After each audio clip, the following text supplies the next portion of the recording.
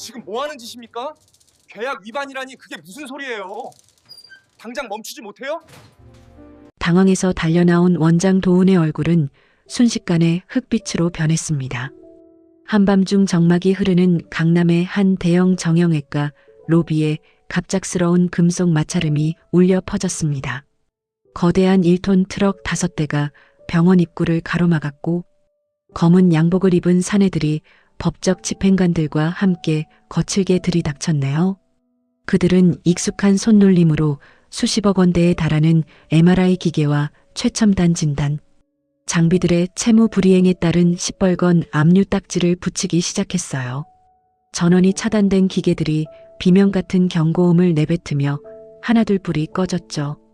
도훈의 고함에도 명숙은 수없이 이런 현장을 지휘해온 베테랑답게 미동조차 없이 차가운 눈빛으로 리스 계약 파기 통보서를 그의 가슴팍에 던졌네요. 이 병원에 네 건 숨쉬는 공기조차 없어. 오늘부로 모든 장비는 법적 회수 절차에 들어간다. 다 내 거니까 하나도 남김없이 치워. 도훈의 멱살을 잡은 명숙의 눈동자가 찰나의 순간 미세하게 떨렸지만 이내 강철 같은 결연함으로 돌아왔습니다. 대체 이들에게 무슨 일이 있었던 걸까요? 오늘의 사연 시작 전에 구독과 좋아요, 알림 설정 한번 눌러주시면 저에게는 큰 힘이 되고 여러분께는 100배 행복으로 돌아갈 것입니다. 댓글로 지금 보고 계신 지역을 남겨주시면 그곳에 계신 여러분의 하루에 따뜻한 복과 평안이 깃들기를 진심으로 바라겠습니다. 그럼 이야기 시작해 보겠습니다. 시간은 1년 전으로 거슬러 올라갑니다. 명숙의 남편이 세상을 떠난 뒤 외동딸 소유는 긴 어둠 속에 갇혀 살았죠. 식음을 전폐하고 창밖만 바라보는 딸의 뒷모습을 보며 명숙의 가슴은 갈갈이 찢겨나갔습니다. 그러던 어느 날 소윤이 조심스럽게 한 남자를 소개했어요. 바로 유능한 정형외과 전문의 도훈이었죠. 그는 소윤의 상처를 보듬어주는 유일한 구원자처럼 보였네요. 명숙은 딸의 입가에 다시 번진 웃음을 보며 그저 도훈이 고맙고 또 고마웠습니다. 하지만 상견례 자리에서 도훈의 가족은 비수 같은 요구를 해왔어요. 강남의 번듯한 개인 병원을 차려주지 않으면 결혼은 어렵다는 노골적인 압박이었죠. 소유는 미안함에 고개를 숙이며 결혼을 포기하려 했지만 명숙의 생각은 달랐어요. 딸이 다시 예전처럼 어두운 방 안으로 숨어버릴까봐 그게 제일 겁이 났던 겁니다. 며칠 뒤 명숙은 해진 가방을 꼭 쥐고 은행 상담실에 앉았습니다. 창구 직원은 서류를 훑어보더니 난처한 표정을 지었네요. 사장님, 이 집 담보에 노후연금까지 다 해지하시면 나중에 정말 길바닥에 나앉으실 수도 있어요. 이거 잘못되면 돌이킬 수 없는데 괜찮으시겠어요? 직원의 간곡한 만류에도 명숙은 떨리는 손으로 묵직한 인감도장을 집어들었습니다. 차가운 인감이 서류 위로 쾅 소리를 내며 박히는 순간 명숙은 입술을 꽉 깨물었죠. 내 노후 같은 건 아무래도 상관없으니 그저 딸아이의 앞날만은 찬란하기를 간절히 바랐습니다. 그렇게 명숙의 피땀 어린 전 재산이 들어간 화려한 병원이 강남 한복판에 세워졌네요. 도훈은 하얀 가운을 걸치고 세상에서 가장 인자한 미소를 지으며 환자들을 맞이하기 시작했습니다.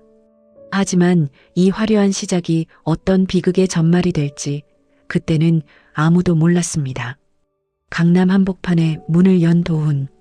정형외과의 개원식 날 병원 입구는 각계각층에서 보내온 화환들로 발 디딜 틈이 없었네요.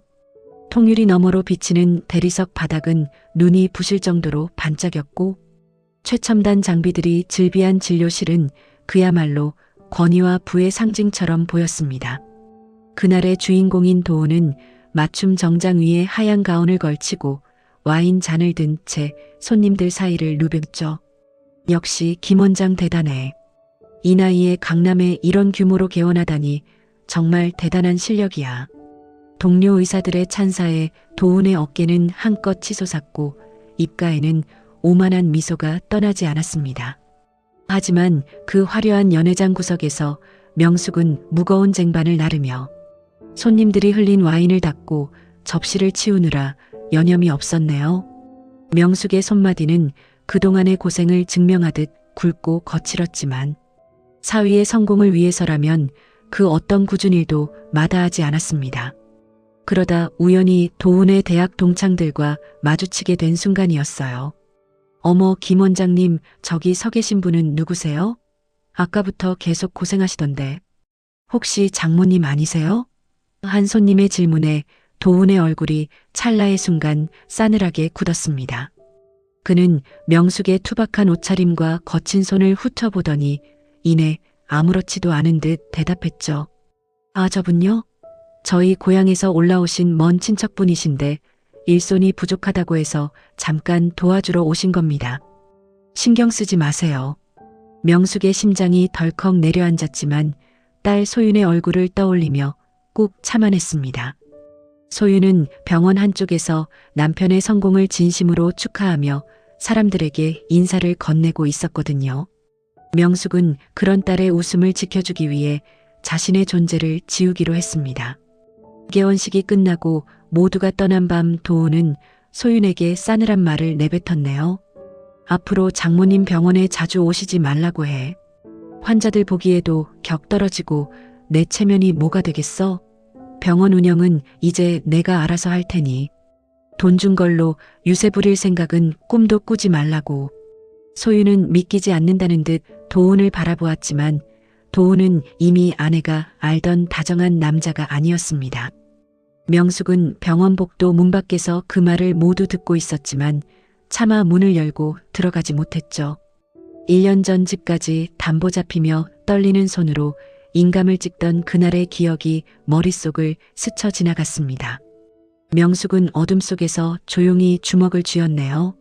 지금 이 화려한 병원 밑바닥에 자신의 피눈물이 섞여 있다는 사실을 도우는 까맣게 잊고 있었습니다. 병원 개원 후 1년이라는 시간이 흐르는 동안 도훈의 외박은 일상이 되었고 소윤의 얼굴은 나날이 창백해져만 갔네요. 도훈은 병원 운영이 바쁘다는 핑계로 집을 비웠지만 사실 그는 병원 상담실장인 희진과 은밀한 시간을 보내고 있었습니다. 소윤은 남편의 옷가지에서 낯선 향수 냄새를 맡고 밤늦게 걸려 오는 의문의 전화를 확인하며 가슴이 타들어갔지만 엄마인 명숙에게는 차마 입을 뗄 수 없었죠. 그러던 어느 비 내리는 화요일 밤 소윤은 남편의 병원 근처를 지나다 차마 믿지 못할 광경을 목격하고 말았습니다. 병원 지하 주차장 구석에서 도훈이 상담실장 희진을 품에 안고 입을 맞추고 있었거든요. 소윤은 빗속에서 비명을 지르며 주저앉았고 그 소리에 놀란 도훈은 당황하기는커녕 차가운 눈빛으로 아내를 내려다보았습니다. 내가 여기까지 웬일이야? 몸도 안 좋은 사람이 비 맞고 돌아다니지 말고 당장 집으로 꺼져. 사람 창피하게 여기서 뭐하는 짓이야? 도훈의 모욕적인 언사에 소윤은 넋이 나간 채 빗물을 눈물처럼 흘리며 집으로 돌아왔네요. 명숙은 딸의 젖은 몰골을 보고 직감적으로 무언가 잘못되었음을 느꼈습니다. 딸을 진정시킨 뒤 명숙은 도훈을 병원으로 불러냈죠. 하지만 도훈은 명숙 앞에서도 당당하기만 했습니다. 장모님, 소윤이가 요즘 정서적으로 불안해서 오해한 겁니다. 그리고 설령 제가 다른 사람을 좀 만난다고 한들 그게 이혼 사유라도 됩니까? 병원은 이미 제 명의로 다 넘어왔고 법적으로 장모님이 하실 수 있는 건 없어요. 도훈의 오만한 태도에 명숙은 분노로 몸을 떨었지만 이내 눈빛을 갈무리하며 낮게 의조렸네요. 명의가 내 거면 다 내 건 줄 아느냐? 아직 내가 모르는 게 참 많구나. 명숙은 품속에 있던 낡은 장부 하나를 만지작거렸습니다. 사실 명숙이 개원 당시 작성했던 수많은 서류 사이에는 도훈이 미처 꼼꼼히 읽지 않고 사인했던 특약 조항들이 숨겨져 있었죠. 명숙은 서두르지 않았습니다. 사위가 가장 높이 올라갔을 때 가장 처참하게 떨어뜨릴 준비를 조용히 시작했을 뿐입니다. 명숙의 경고에도 도훈의 기세는 꺾일 줄 몰랐고 오히려 소윤을 향한 가스라이팅과 학대는 더욱 교묘해졌네요. 도훈은 병원 직원들이 다 보는 앞에서 소윤을 정신 이상자로 몰아세우며 병원 출입을 금지시켰고 내연녀 희진은 소윤에게 전화를 걸어 내가 매달릴수록 원장님 커리어만 망가지는 거 몰라? 사랑한다면 제발 죽어줘. 라는 입에 담지 못할 폭언을 뱉었습니다. 결국 영혼이 가루가 된 소윤은 유서 한 장 남긴 채 약을 삼키고 말았죠. 뒤늦게 딸을 발견하고 응급실로 달려온 명숙은 산소호흡기에 의지해 간신히 숨을 몰아쉬는 딸의 창백한 손을 잡고 무너져 내렸습니다. 딸을 살리려 전 재산을 바치고 집까지 담보 잡혔던 지난 날들이 피눈물이 되어 쏟아졌네요. 소윤이 사경을 헤매는 동안에도 도우는 병원 홍보를 위한 골프 모임에 참석해 웃고 떠들었다는 소식을 전해 들은 순간 명숙의 눈빛에 서려있던 슬픔은 순식간에 차가운 사리로 변했습니다. 명숙은 딸의 머리칼을 쓸어 넘기며 낮게 응조렸죠. 소윤아, 엄마가 미안하다. 사람 탈을 쓴 악마에게 내 날개를 맡긴 내 죄가 크구나. 하지만 걱정 마라. 내가 흘린 눈물만큼, 아니 그 100배 1000배로 저놈들 심장을 말려 죽여주마. 명숙은 응급실 의자에 앉아 품속에서 낡은 수첩과 개원 당시의 계약 서류들을 다시 꺼냈습니다. 서류 속에는 리스 대금 연체 혹은 경영권 분쟁 시 장비 즉시 회수라는 조항이 선명하게 박혀 있었네요. 도우는 그저 장모가 돈을 빌려준 줄로만 알았겠지만 사실 명숙은 병원의 심장과도 같은 모든 의료기기를 자신의 법인 명의로 리스 계약해둔 상태였습니다. 명숙은 떨리는 손을 갈무리하며 업계 인맥들에게 연락을 돌리기 시작했죠. 박 사장입니다. 내일 새벽 강남 도훈 정형외과에 있는 모든 장비 회수 들어갑니다. 1톤 트럭이랑 인부들 넉넉히 준비해 주세요. 법적 서류는 이미 끝내놨습니다. 명숙의 목소리에는 단 한 점의 망설임도 없었습니다. 딸의 생명이 위태로운 지금 명숙에게 남은 것은 오직 잔혹하고도 완벽한 정산뿐이었으니까요. 다음 날 아침 소윤이 중환자실에서 사투를 벌이고 있을 때 도훈은 병원 원장실에서 희진과 함께 명품 잡지를 보며 태평하게 웃고 있었네요. 바로 그때 예고도 없이 명숙이 문을 박차고 들어왔습니다. 도훈은 미간을 찌푸리며 의자 깊숙이 몸을 묻었죠.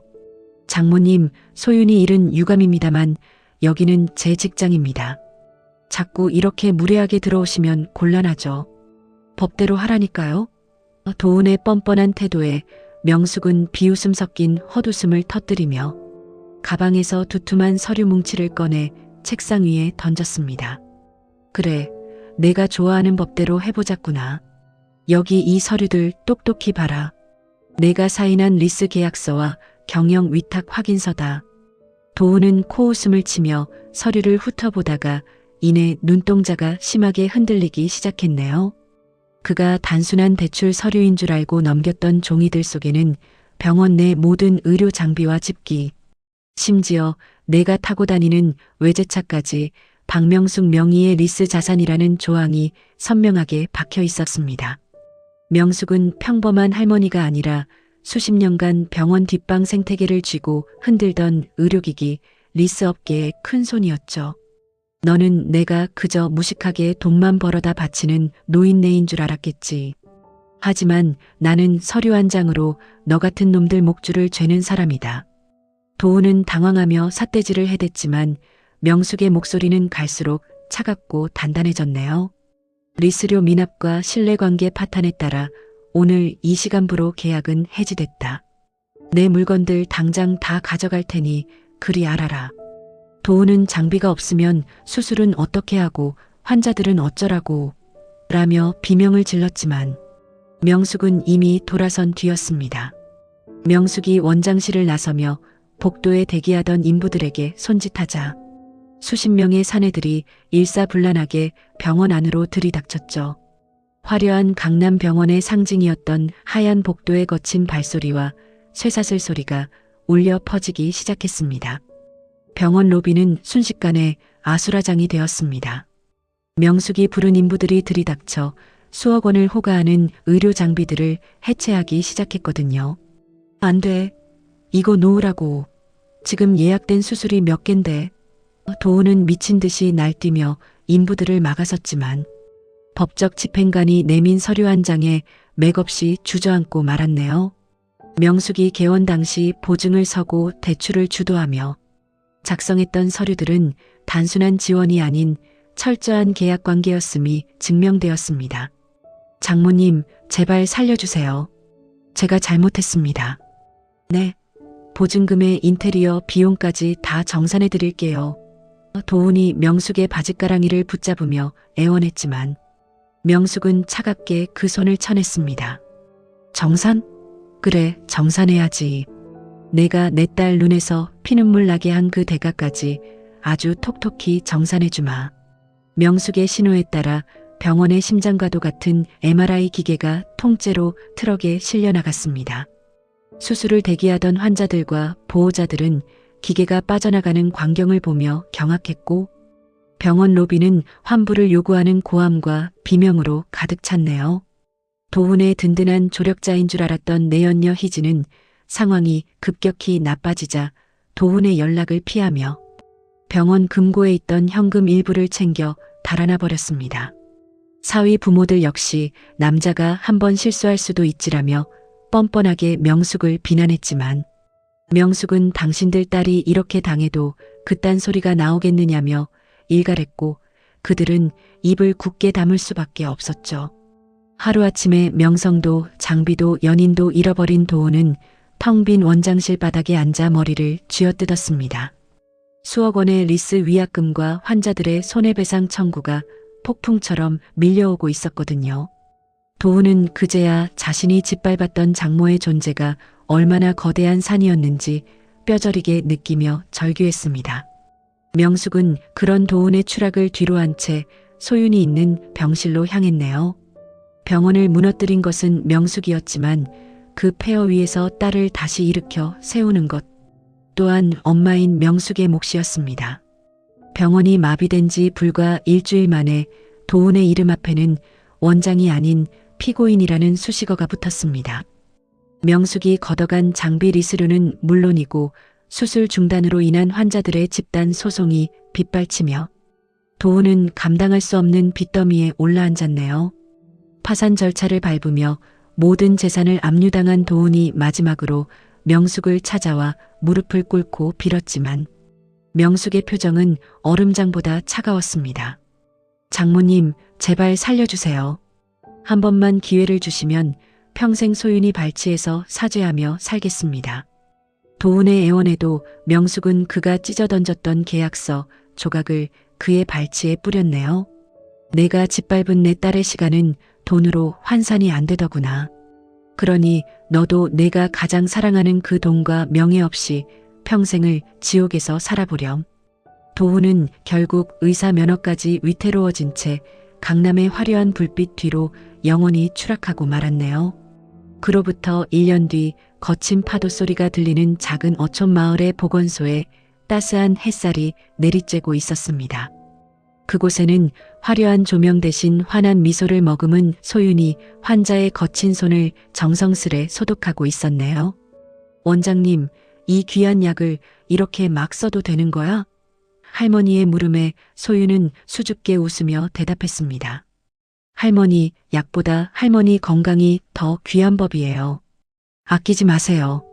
박 원장 밑에서 진정한 의술을 배워가는 소윤의 얼굴은 이제 더 이상 창백하지 않았죠. 명숙은 그런 딸을 위해 보건소 앞 평상에 각 구운 옥수수를 내놓으며 넉넉한 웃음을 지었습니다. 비록 전 재산을 쏟아부었던 강남의 병원은 사라졌지만 명숙은 지금 이 순간이 생애 가장 부유한 시간이라고 느꼈네요. 엄마, 나 이제 정말 행복해.